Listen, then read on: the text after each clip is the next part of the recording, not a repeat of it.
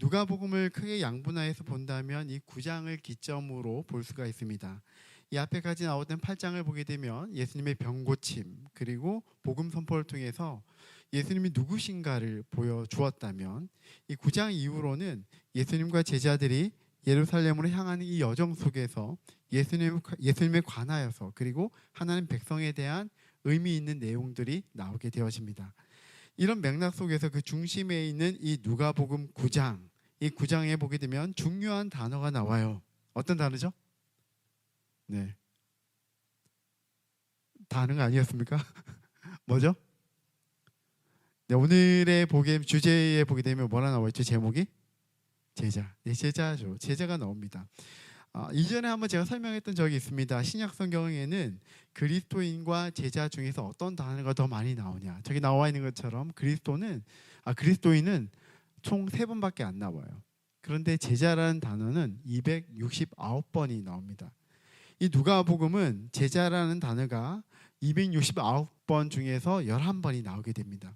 그 중에서 가장 많이 나오는 곳을 차지를 한다면 오늘 우리가 읽었던 이 9장, 다 읽은 것은 아닌데요, 이 9장에 보게 되면 제자라는 내용이 나옵니다.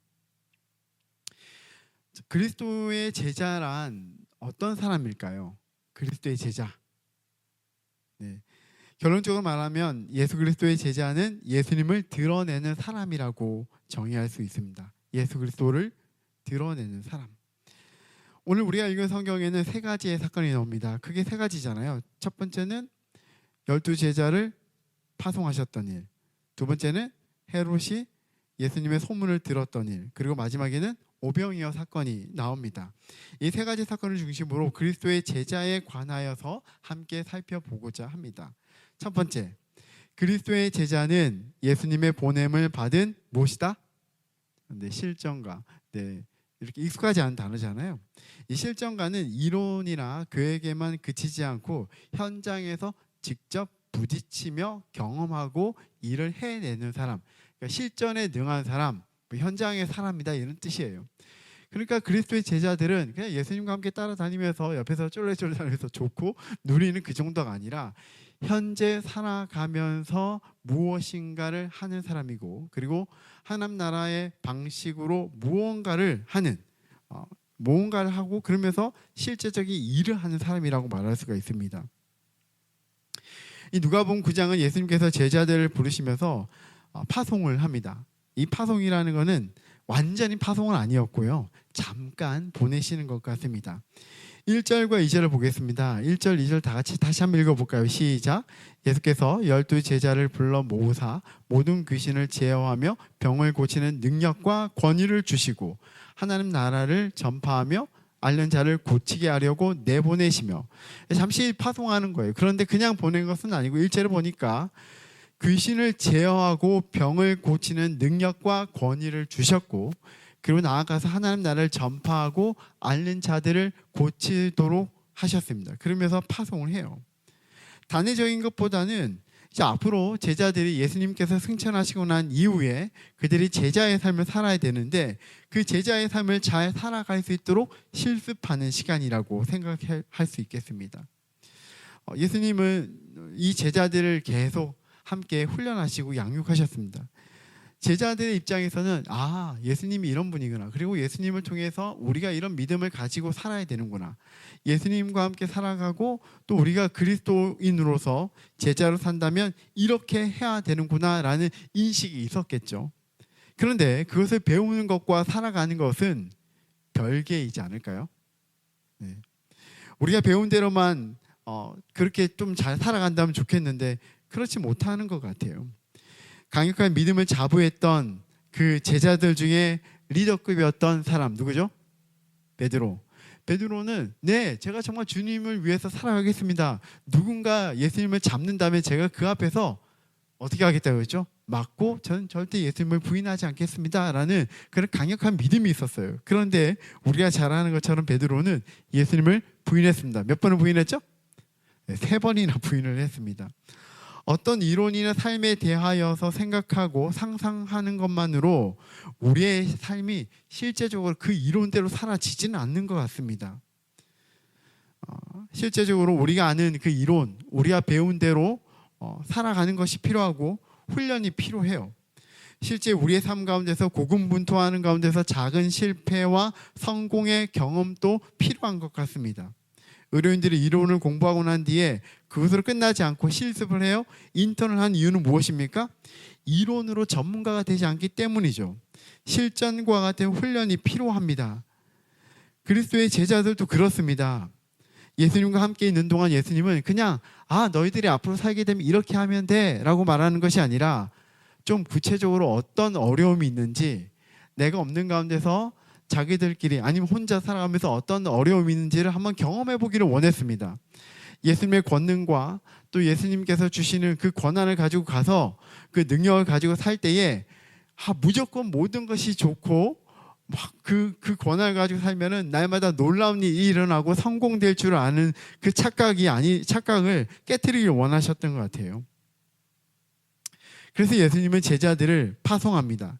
자, 그런데 이 파송할 때 무엇을 위해서 하라고 말씀하시죠? 2절에 보게 되면 하나님 나라를 전파하고 또 앓는 자를 고치게 하는 것, 두 가지를 말합니다. 첫 번째, 이 하나님 나라를 전파한다는 것은 어떤 걸까요? 예수님의 말씀, 이 말씀의 핵심에는, 그러니까 복음의 핵심에는 하나님의 나라가 있었습니다.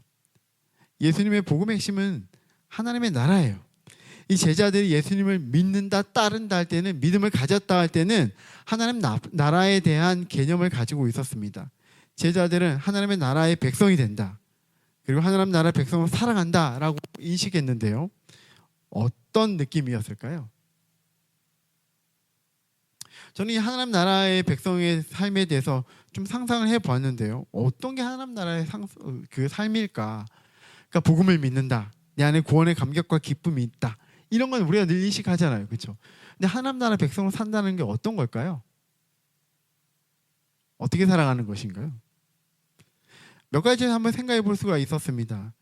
제자들의 삶과 그 어떤 삶의 어떤 상황 속에서 살펴본다면 단순하게 종교적인 형식과 의례를 지키는 것을 뛰어넘었습니다. 그 당시 유대인들 어떻게 했습니까? 매일 기도를 했습니다. 그리고 제사를 드렸습니다. 회당에 가서 말씀을 들었습니다. 그리고 그 종교적인 형식을 가지고 살아가는 것이 믿음이 있다고 생각했거든요. 근데 그게 다가 아니었어요. 예수님을 믿고 따라가기 시작하면서 이 사람들의 인식에 뭐가 있냐면, 내가 지금 누구 앞에서 살아가는가. 그러니까 종교적으로 내가 어떤 의례를 하고 기도를 하고 어떤 형식적으로 무언가 하는 그것이 아니라 하나님 앞에 있는가 하는 거예요. 오늘 주일이잖아요. 2026년이니까 첫 주일을 우리 예배 드려야지. 그래서 예배 드렸습니다. 그래서 우리가 이 예배를 드리는 것도 더 중요하지만은 더 중요한 건 오늘 우리가 누구 앞에 나왔느냐 하는 거 아니겠습니까? 누굴 예배하고 있는가 아니겠습니까? 누구와 살아가는가, 누구 앞에서 내가 살아가는가 하는 것이죠. 코람데오 아시죠?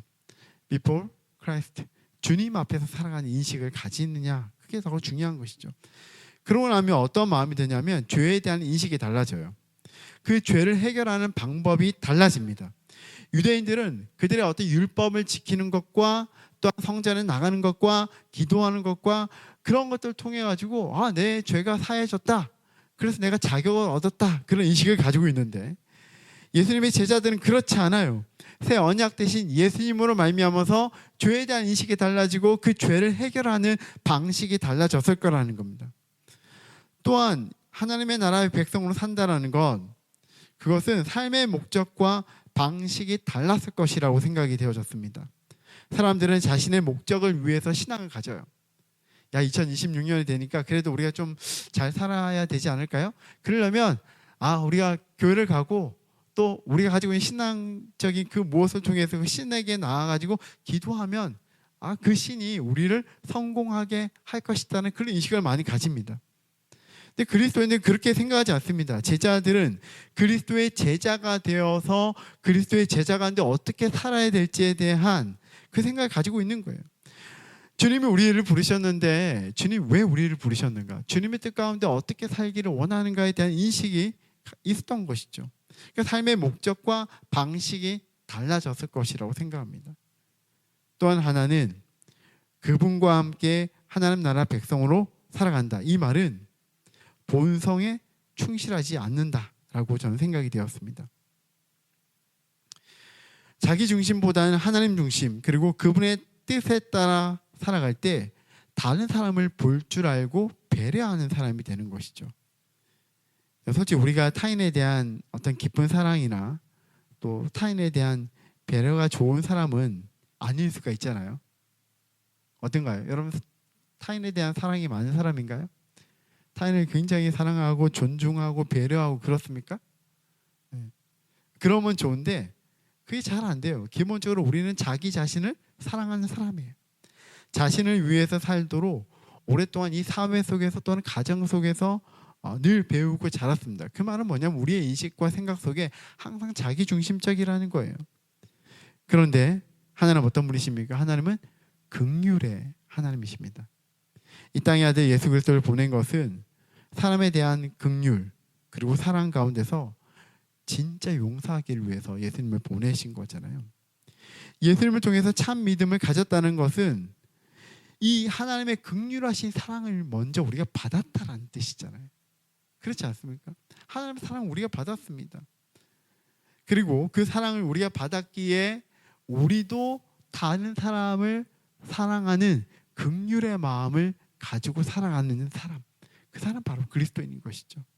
그래서 두 번째는 무엇입니까? 예수님은 앓는 자를 고치게 하려고 제자들을 보내셨어요. 예수님 이 땅에 살아가면서 고통과 아픔 속에 있는 사람들을 잊지 않으셨습니다. 예수님은 하나님의 아들이 가진 능력을 통해서 사람들의 필요를 채워주셨습니다. 실제 그들의 고통을 아파하고 도우셨습니다. 예수님은 제자들에게 내가 너희에게 한 것처럼 너희도 동일하게 다른 사람들에게 긍휼을 베풀고 도우는 사람이 되라고 말씀하십니다. 하나님 나라를 전파하며 앓는 자를 고치게 하려고 내가 너희들을 보낸다, 이렇게 말합니다. 여기서 먼저 우리가 살펴볼 것은 우리가 먼저 그런 긍휼하신 하나님의 사랑을 받고 있는가 하는 것입니다. 여러분 어떻습니까? 여러분 긍휼하신 하나님의 사랑을 받고 있습니까? 오늘도 긍휼하신 그 사랑 가운데 살고 있습니까? 네. 시간이 지나고 우리가 믿은 지 오래되기 시작하면 점점 우리는 관성에 붙어서 신앙생활할 때가 참 많습니다. 주일이니까 교회 가야지. 교회 왔으니까 예배해야지. 앞에 찬양하는구나, 찬양해야지. 말씀을 듣는구나, 설교하는구나, 들어야지. 기도하자고 하니까 듣고. 이렇게 하기가 되게 쉬워요.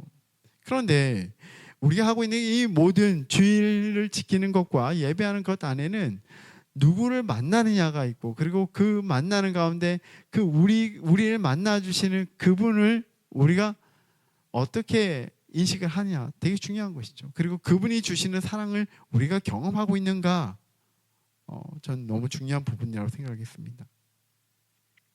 우리가 외적으로는 단단하고 강해 보여도 사실은 약하고 두려움이 많은 존재들이잖아요.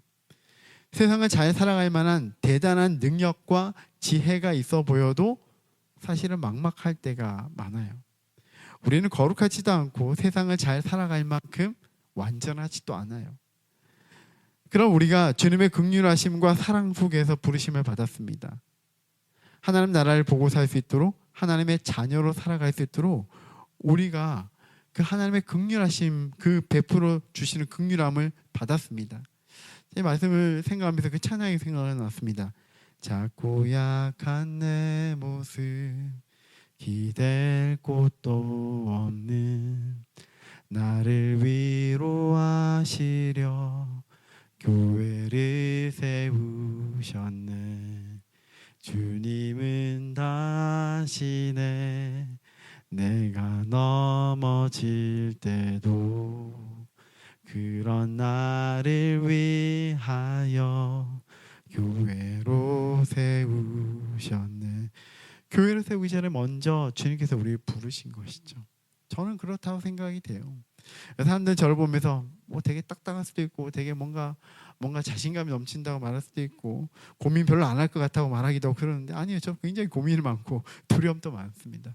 뭔가 잘하는 것처럼 자신 있게 말하지만은 항상 두려움과 걱정이 많아요.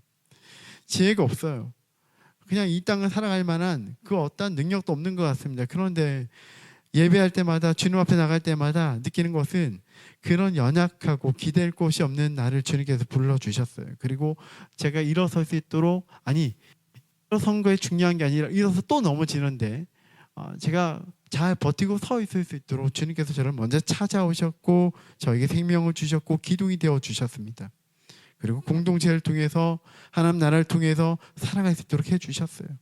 주님이 우리를 먼저 부르셨습니다. 용서하셨습니다. 사랑하셨습니다. 주님 당신이 우리의 기둥이 되어주시고 피난처가 되어주셨고 위로가 되어주셨습니다. 그리고 계속 단단히 살아가도록 우리에게 믿음의 동력자와 공동체를 주신 줄 믿습니다. 예수님이 제자들에게 능력을 주시면서 보냅니다. 그들이 만난 사람들에게 하나님 나라의 복음과 진리를 나누도록, 그리고 그들의 믿음과 은사로 다른 이들을 돕도록 말이죠. 우리 또한 그리스도의 제자로 부르심을 받았습니다. 우리가 그리스도의 제자가 되었다는 것은 하나님 나라를 전파하고 또한 아픈 이와 도움이 필요한 사람들을 돕는 자로 살라는 명령을 받았습니다. 그런데 여기에 질문들이 좀 있습니다. 내가 하는 일이, 그러니까 내가 뭐 공부하고 있는 것, 내가 지금 직장에 있는 그 일들이 사람을 돕는 일이라고 생각하시나요? 저와 같은 목회가 외적으로는 그런 것일 수 있죠. 의료가 사람들을 실제적으로 돕는 일이 될 수 있죠. 언론사에서 일하는 것이 그런 것이 될 수 있죠. 교육 사업이 사람들을 돕는 것일 수 있습니다. 그러나 그 일을 하는 것만으로 누구를 돕는다라는, 그리고 그 일을 하는 것만으로 그리스도의 제자로 앓고 힘들어하는 사람들을 돕는 것이라는, 제자의 삶을 사는 것이라고 생각한다는 것은 굉장히 나이브하고 기계적인 생각일 수 있다는 생각이 들었습니다. 같은 목회, 같은 의료, 같은 교육이라도 그것이 하나님 나라를 위한 통로가 될 수도 있고 나를 위한 도구도 될 수 있잖아요. 마태복음 7장 22절에서 23절에 보게 되면 이런 말씀이 있습니다. 네. 다음이요. 우리가 잘 아는 말씀 여기 보게 되면 그날에 많은 사람이 나더러 이르되 주여 주여 우리가 주의 이름으로 선지자 노릇하며 주의 이름으로 귀신을 쫓아내며 주의 이름으로 많은 능력을 행하지 아니하였나이까 하리니 그때에 내가 그들에게 밝히 말하되 내가 너희를 도무지 알지 못하니 불법을 행하는 자들아 내게서 떠나가라 하리라. 그러니까 그 마지막 날에 주님, 저희가 주님 외쳐 부르지 않았습니까? 예배하지 않았습니까? 저희가 주님의 이름으로 귀신을 쫓아내지 않았습니까? 저희가 주님의 이름으로 많은 권능을 행하지 않았습니까? 저희가 많은 일들을 했습니다. 그러니까 주님 저희를 아시죠?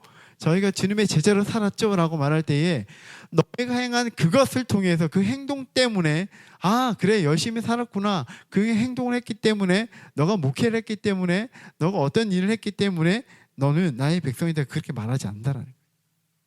외적으로 우리가 어떤 행동이나 일을 하는 그것만으로 그것이 때로는 신앙적인 행동이 될 수도 있고 누군가를 돕는 것일 수도 있지만은 그것이 모든 것이 그리스도의 제자로 사는 그 모든 것이라고 말할 수는 없다. 이렇게 말하고 있는 것이죠. 고린도전서 13장 1절에서 3절에 보게 되면 유명한 말씀이 있잖아요. 근데 여기 이렇게 말합니다. 내가 사람의 방언과 천사의 말을 할지라도 사랑이 없으면 그냥 꽹과리다. 내가 예언을 하고 모든 비밀과 지식이 있고 또한 산을 옮길 만한 믿음이 있을지라도 사랑이 없으면 아무것도 아니다. 이렇게 말합니다. 내가 내게 있는 모든 것으로 구지하고 또 내 몸을 불사르게 내줄지라도 사랑이 없으면 내게 아무 유익이 없다. 뭐예요? 내가 뭔가 열심히 하는 그것이 있는데 그 안에 참 사랑이 없다면, 그리스도의 사랑이 없다면, 그리고 그리스도의 사랑으로 그 누군가를 사랑하지 않는다면 그것이 무슨 소용이 있겠는가 하는 거예요. 그것이 그냥 그리스도의 제자가 되는 직결이 아니라는 거예요. 제가 목회를 하고 사역을 하고 설교를 하기 때문에 무조건 그리스도의 제자다? 그렇게 안 되는 것이죠. 그러니까 목회자들 뭔가 좀 문제가 있으면 사람들이 막 욕하잖아요. 맞다고 생각이 돼요. 그러니까 이 직분으로 뭔가 행위로 그 사람이 제자를 증명하는 것은 아니라는 거예요. 우리가 가지고 있는 능력이나 전공은 하나님께서 주신 은사라고 생각합니다.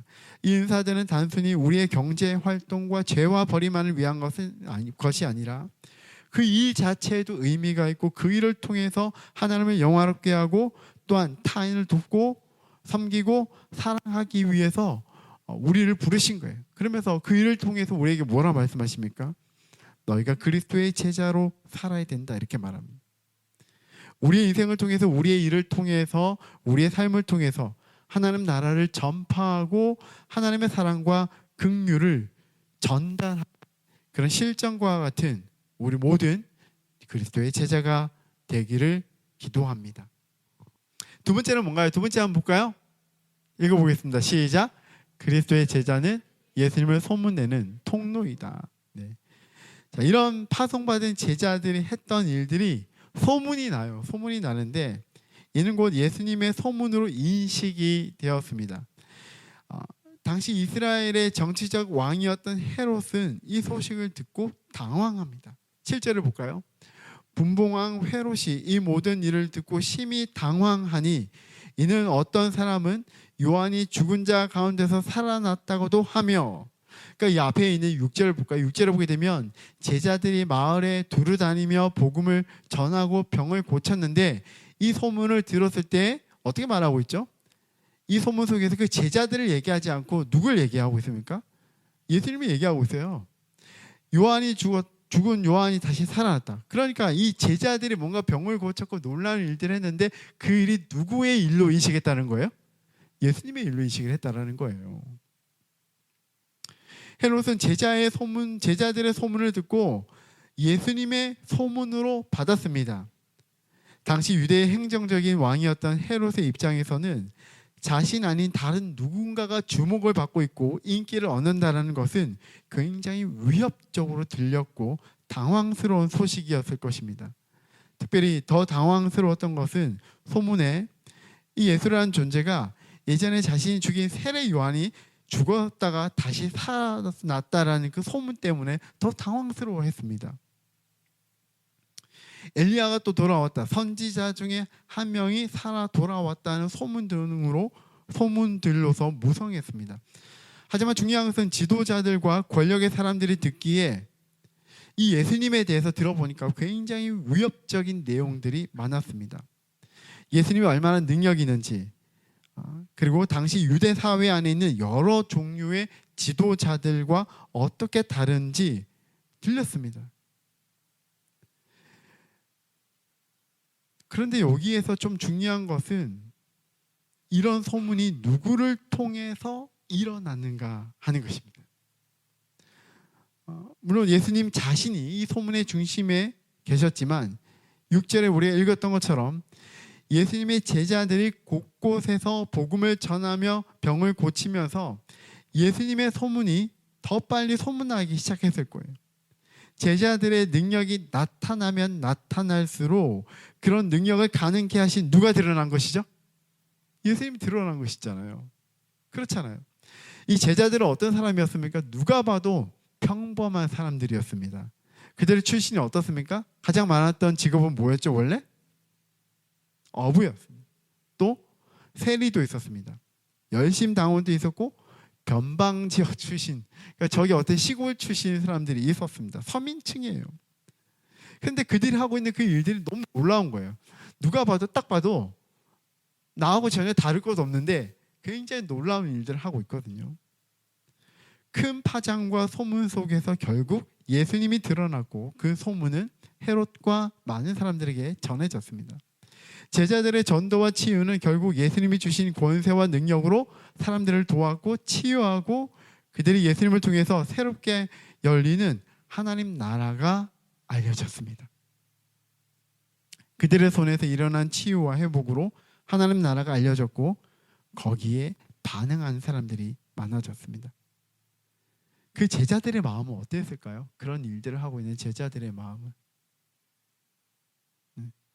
놀라운 주님의 역사가 자신들의 손으로 이루어졌기 때문에 전 너무 기뻤을 것 같아요. 여러분 한번 생각해 보셨습니까? 여러분들이 누군가를 위해서 기도했는데, 의사도 아닌데 내가 기도를 했는데 기도하는 가운데 그 사람 나았어요.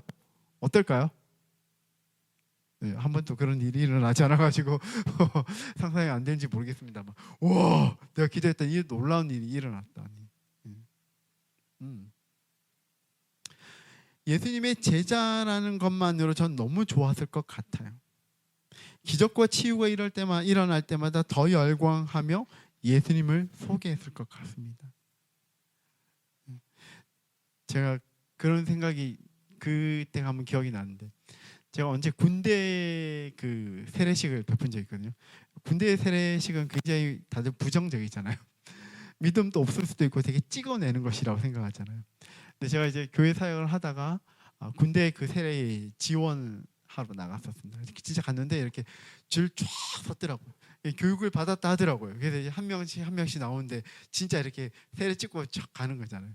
근데 진짜 별것 아닌 것 같은데 제가 기도하다가 좀 놀랐습니다.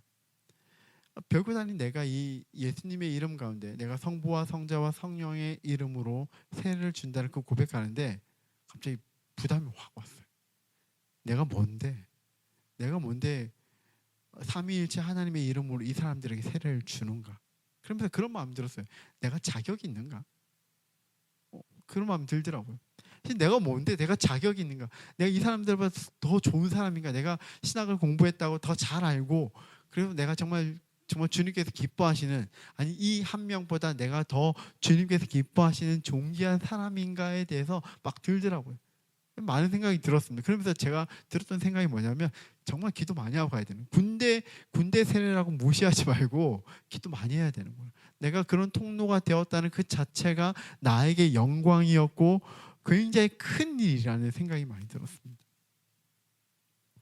제자들이 그러지 않았을까요? 예수님께서 주시는 그 권능, 그 능력과 권위를 가지고 기도했는데 사람들이 막 치유가 일어나고, 나도 잘 모르는데 뭔가 얘기했어요. 들은 대로 얘기했는데 그 사람들이 예수님을 하나님의 아들로 믿게 되어지고 하나님 나를 이해하게 될 때에 굉장히 두려웠을 것 같아요. 그러면서 굉장히 놀랐고 좋았을 것 같아요. 그렇지 않을까요?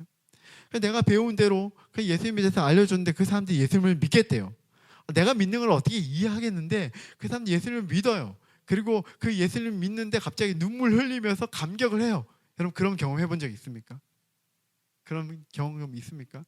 내가 누군가의 복음을 전하고 누군가에게 하나님에 대해서 알려줬는데 그 사람이 갑자기 그 주님의 사랑이 느껴진다면서 감격하고 눈물을 흘리며 너무 좋아하는 그런 경험을 해본 적 있습니까? 근데 그 통로가 되어 있는 그 자신을 보게 되면 굉장히 감사하고 기뻐요. 그러면서 내가 주님께서 나를 부르셨구나, 내가 그리스도의 제자가 된 것이 이렇게 좋구나라는 그 마음을 가지게 되는 것이죠. 그럴 때 어떨까요? 얼굴에서 어떤 표정이 나타날까요? 무덤덤? 그럴 수가 없죠. 굉장히 좋고 기뻐했을 거예요. 그렇지 않을까요? 가장 강한 메시지는 말과 행동보다 그 사람의 표정에서 나타난다고 저는 생각이 되었습니다. 오순절 강림 때에 많은 사람들이 제자들이 방언을 하고 기적을 일으키는 그것을 보고 그 자리에서 바로 믿지 않았습니다. 언제 믿었죠? 베드로와 제자들이 사람들 앞에 나서서 복음을 전할 때, 증언할 때 일어났습니다. 근데 그 증언을 할 때에 어떤 사람은 베드로와 제자들을 아는 사람도 있었고 모르는 사람도 있었을 거예요. 근데 아는 사람들 볼 때 좀 무서워 보일 수도 있겠죠. 야, 저번에 저 베드로 예수님 부인하고 갔던 그 도망갔던 그 사람 아니야? 이런 사람도 이렇게 인식하는 사람도 있고, 그냥 봐도 딱 보통 사람들이 서 있는 거예요. 베드로와 제자들이. 그런데 어떻게 이 많은 사람들이 예수님을 믿게 되었을까요? 그것은 성령의 역사죠. 성령의 역사하고 성령께서 가능케 하셨습니다. 그런데 그 중간에 있던 그 사람들의 모습을 보면서 사람들이 도전되지 않았을까요? 확신이죠. 야, 저 사람도 어떻게 저런 표정을 가지고 있을까? 왜 저런 확신 가운데 있을까? 그리스도를 믿을 때 저렇게 바뀌는구나, 저런 표정과 확신을 가지는구나라는 그 마음이 있지 않았을까요? 성령께서 역사했지만은 그 베드로와 제자들을 통해서 그리스도가 증언되어졌고 하나님 나라가 알려진 것이거든요. 그러니까 그 제자들과 베드로는 통로였습니다. 확신을 주는 표정과 내적인 단단함 가운데 사람들 앞에 서서 선포했고 전했고, 그 전하는 증언 가운데서 많은 사람들이 주님께 돌아왔어요. 좀 제가 그렇게 말하면 어떻게 생각합니까? 뭐 예수님 믿으면 좋긴 좋다 하더라고요. 뭐 기도할 때 이렇게 위로도 주신다고 하고요. 뭐 좋은 일들이 일어난대요. 한번 믿어 보실래요? 이렇게 말하면 여러분 어떻게 생각할까요? 이상한 사람 아니야? 이렇게 생각하고, 자기도 믿지 못하고 확신하지 못하는데 나보고 어떻게 믿으라고 이렇게 생각하지 않을까요? 그거예요. 제자들은 그가 경험하고 그가 알고 있는 그 예수님에 대해서 전달했어요. 그들의 표정과 그들의 태도에서 드러났습니다. 그게 그리스도인이고 바로 그리스도의 제자인 것이죠. 우리를 제자로 부르실 때에 주님 우리를 통해서 그 하나님 나라가 전달되어지기를 원하고, 또한 우리를 통해서 마음이 연약한 자들이, 또는 육체의 질병 가운데 있는 사람들이, 또는 여러 가지 힘든 가운데 있는 사람들이 생명과 치유와 온전함을 얻도록 하십니다. 우리가 그런 제자로 부르심을 받았습니다. 저는 우리 빌더스 교회와 모든 사람들이 얼굴에서 빛이 나되 사람들이 우리만 기억하기보다는 우리를 통해서 주님을 떠올릴 수 있는 그런 빛을 발하는 사람들이 되었으면 좋겠습니다. 저는 개인의 신앙이나 목회 철학 중에 다른 목회 철학 중에 하나가 다름이라는 개념을 가지고 있습니다. 저와 똑같은 사람은 그 어디에도 없어요. 저와 우리 교회가 세상 풍조에 너무 휩쓸려 갔으면 좋겠고요. 그리고 우리만의 길, 우리 각자와 또 우리 교회만의 길을 구하고 나아갔으면 좋겠습니다. 지난주에 잠깐 연남동에 다녀왔는데요. 교회 와서 안에 청소하고 저는 이제 은행 일이 있어서 은행 갔다가 약간 시간이 남아서 연남동을 갔는데, 여러분 가보시면 알겠지만 거기 수많은 가게들과 카페가 있어요. 근데 거기에 대형 프랜차이즈의 카페들도 있지만은 거기에는 조그만 카페들이 굉장히 많아요. 대형 프랜차이즈의 카페들에 가면 사람들이 많겠죠. 근데 더 재미난 것은 작은 카페들에 더 사람들이 많다라는 거예요. 오히려 개인 카페들이 더 인기가 많은 것들이 많습니다. 어떻게 살아남을 수 있을까요? 그 카페만의 특색이 있는 것이죠. 그들만의 철학이 있고 그들만의 모습이 있는 것이죠. 오늘 이 시대에 우리는 우리의 신앙 속에서 어디에 속했냐, 그것도 되게 중요하지만은 먼저 우리가 그리스도에게 속해 있는가, 그리고 그리스도 안에서 우리 자신만의 빛이 있는가, 그게 더 중요하지 않겠습니까? 여러분 그리스도의 사랑과 긍휼을 어떤 방식으로 경험하고 있는가, 그리고 여러분의 내면과 인생에 어떻게 그 그리스도의 사랑과 긍휼을 담아내고 있는가가 더 중요한 거 아니겠습니까? 거기는 물론 내 성품, 내가 자라온 길, 역사, 나의 환경이 영향을 미칩니다. 그런데요, 모두가 똑같이 만들어지고 똑같은 방식으로 세워지는 그런 시대는 이제 끝났거든요. 그리스도인도 똑같습니다. 주위에 또 제자들 중에서 유명한 교회를 찾아다니고 또한 제자 훈련을 받으러 갔다가 튕겨 나온 사람들이 있습니다. 저도 오랫동안 제자 훈련을 시켰던 사람 중에 한 명이라고 생각합니다. 저도 여러 훈련들을 받았고 또한 그 훈련들을 해왔던 일원으로서 이런 훈련의 장단점을 잘 알아요. 정형화되어진 틀에 사람을 맞추고 같은 형태의 아웃풋을 일률적으로 만들어내면 사람들은 튕겨져 나가요. 사실 훈련의 문제가 아니라 그 훈련을 통해서 어떻게 하고자 하는 그 사람들과 교회의 철학이 되게 중요하거든요. 그런데 이 훈련을 받았으니까 이런 사람 똑같이 만들어지고, 이 훈련을 받고 나면 똑같이 이렇게 행하는 사람, 봉사하는 사람을 만들어낸다면 이게 되지도 않거든요. 특별히 오늘 우리 젊은 세대 가운데 이게 더더욱 힘들어지는 것이죠. 저는 개인적으로 대표적인 X세대의 한 사람으로서 X세대의 가장 큰 특징은 뭐냐면 포스트 모더니즘의 그 첫 신호 세대였거든요. 기존의 세대, 기존에 하던 방법을 그대로 답습하지 않는 거예요. 그래서 뭐 저 개인적인 것인지 세대의 특성인지 모르겠지만 위에서 이렇게 해라 하면은 그 말 듣는 순간 하기 싫어요. 저는 저 나름대로 방식이 있고 저의 인격이 있다는 인식이 되게 많거든요. 근데 요즘 MZ와 젠지는 더 심하지 않을까요? 그리스도의 어떤 사랑을 받고 믿음의 훈련을 받았다면 하나님과의 그 교제하는 방식이 좀 다를 수 있고, 그리고 각 사람의 어떤 성품과 또한 상황과 은사에 따라 사랑하는 방식이 다 다를 수 있습니다. 똑같지 않아요.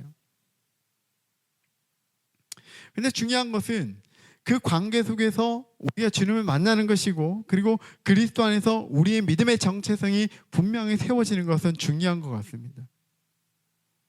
그리스도 안에서 내가 좋아하고 내가 경험했던 부분이 나의 신앙의 형성에 큰 영향을 미칩니다.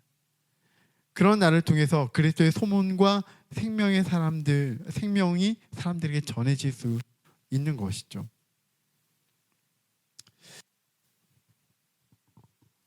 마이크 오늘 계속 꺼져요. 저만 그런 건가요? 괜찮아요? 모니터가 왔다 갔다 하는 건가요? 계속 소리가 꺼졌다가 켜졌다 이런 느낌인데. 네. 사도행전 2장 40절의 말씀을 보게 되면 이런 말씀이 있습니다. 하나님을 찬미하며 또 온 백성에게 칭송을 받으니 주께서 구원받는 사람을 날마다 더하게 하시니라. 이 초대 교회의 모습을 담아놓은 기록이 이 사도행전 2장이 있잖아요. 근데 저는 이 마지막 절이 항상 마음에 남더라고요. 사람들이 그리스도께로 모이고 믿음의 공동체를 모였는데 그 이유가 뭐냐면 사람들, 그리스도의 제자들의 모습을 보고 사람들이 좋았다라는 거예요. 소문이 났다. 야, 저들은 뭔가 좀 달라. 그리고 그리스도인의 모습, 그가 알고 있는 그리스도인들의 모습이 다르니까 나도 저 주님을 좀 알고 싶어하는 마음이 생겼다라는 것입니다.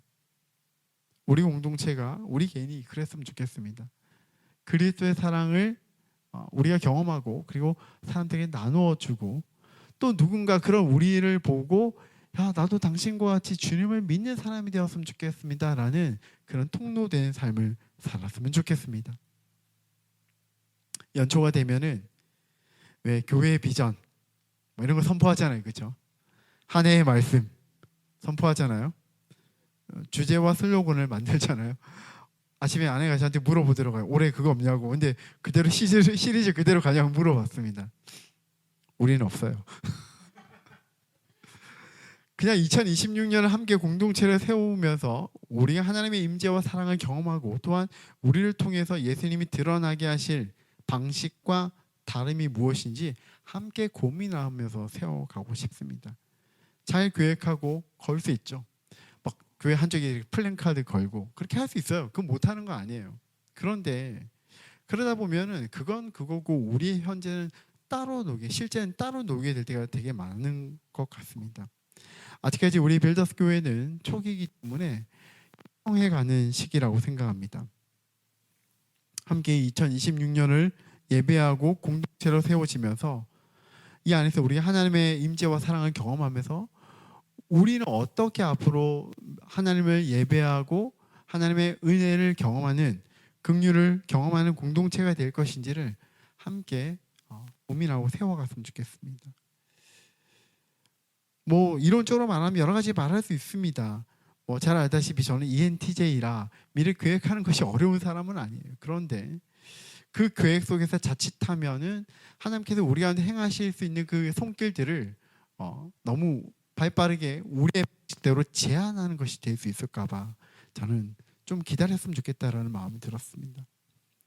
제가 유학 가서 목회 철학으로 예배학을 공부했고요.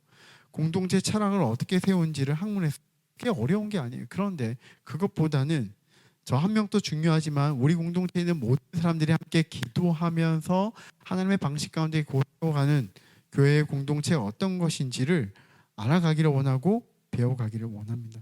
물론 제 마음에는 여전히 빅픽처가 있습니다.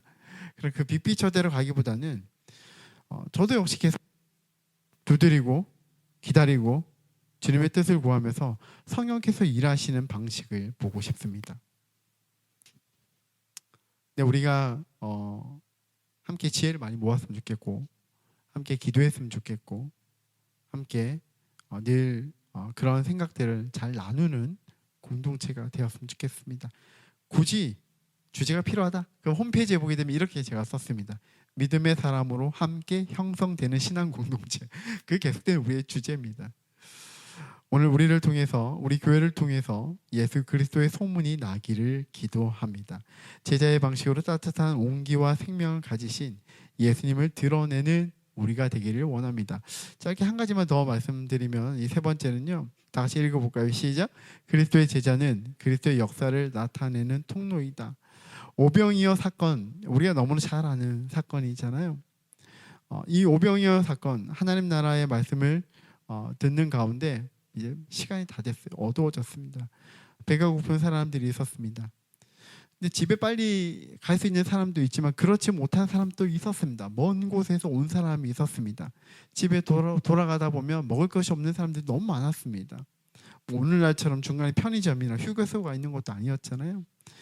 근데 그때 예수님께서 그들을 먹이기를 원하셨습니다. 우리가 잘 아는 것처럼 물고기 2마리와 떡 5개로 5,000명 이상의 사람들을 먹이는 기적이 일어났습니다. 여기에 보게 되면 남자만 5,000명이다 이렇게 말하니까, 그러면 몇 명이었을까요? 적어도 2배 이상. 2배 이상이죠.